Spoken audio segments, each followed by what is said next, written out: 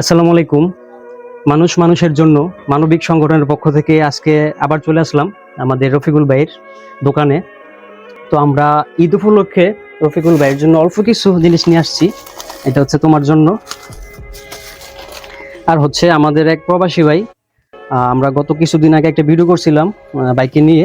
তো আমাদের এক প্রবাসী ভাই আর কি রফিকুল ভাইকে 2000 টাকা দিছে।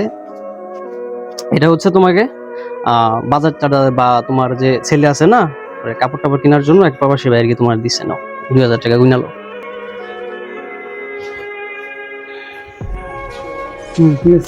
তা আলহামদুলিল্লাহ, খুব ভালো লাগলো। যদি কেউ বা কোনো মানুষ যদি আমাদের মাধ্যমে ওনাকে সাহায্য সহযোগিতা করতে চান তাহলে যোগাযোগ করতে পারেন। সকলকে অসংখ্য ধন্যবাদ। আসসালামু আলাইকুম।